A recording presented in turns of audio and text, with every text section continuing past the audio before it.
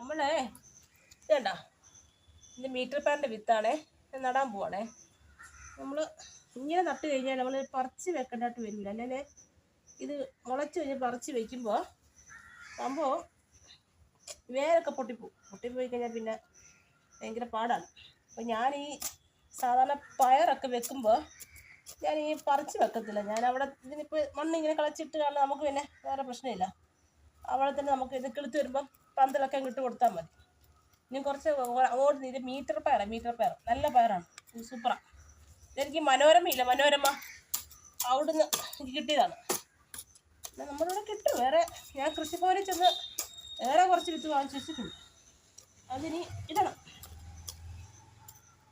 അപ്പോൾ ഈ വള്ളിപ്പയർ മൊത്തം അങ്ങ് ഇങ്ങോട്ടൊക്കെ നടാമെന്ന് നോക്ക്.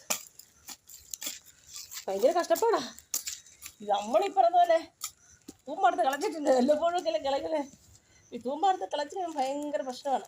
ശ്വാസം ഇല്ലാത്തൊരു ബുദ്ധിമുട്ടാണ്. അപ്പോൾ അങ്ങനെ ഇത് ഫുള്ളങ്ങ് ഇട്ട് കഴിഞ്ഞാൽ മഴയല്ല. അപ്പം ഈ മഴയത്ത് സംഭവം അങ്ങ് കയറിക്കോളും.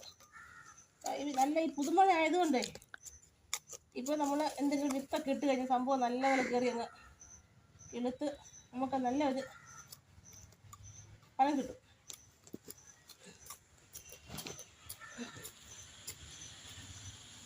പുറത്ത് സ്ഥലമുണ്ടേ, കുറേ നമ്മുടെ മതിലിൻ്റെ പുറത്ത്.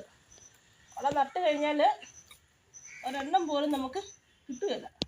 നമ്മൾ രാവിലെ പകലിടില്ലല്ലോ, അല്ല ഞങ്ങൾ ഡ്യൂട്ടിക്ക് ജോലിക്കൊക്കെ പോവേ. പിന്നെ പകൽ ഈ വഴിയെ പോകുന്നവരല്ലേ. കഴിഞ്ഞ പ്രാവശ്യം എനിക്ക് ഭയങ്കര അബദ്ധം പറ്റും കേട്ടോ. ഞാനിവിടെ അപ്പോൾ മതിലിൻ്റെ അപ്പുറത്ത് നല്ല സ്ഥലമാണേ. ഞാൻ ഒത്തിരി പയറുണ്ടായിരുന്നു. ഞാൻ രാവിലെ അങ്ങ് പോകുമല്ലോ, വൈകിട്ട് വരുമ്പോൾ വഴിയെ പോകുന്നവരെല്ലാം കുറച്ചുകൊണ്ട് മാന്യമായിട്ട് അങ്ങ് പോകും. അപ്പോൾ ഈ പ്രാവശ്യം അതുകൊണ്ട് ഈ രകത്ത് അങ്ങ് നടാവുന്നു. ഓക്കെ, അപ്പം നമ്മുടെ ചീരയും പയറും നട്ട് കഴിഞ്ഞു. ബാക്കി നാളെ, കാരണം മഴ ചാറാൻ തുടങ്ങി, ഇവിടെ മഴ പെയ്യാൻ തുടങ്ങി. അപ്പം ബൈ.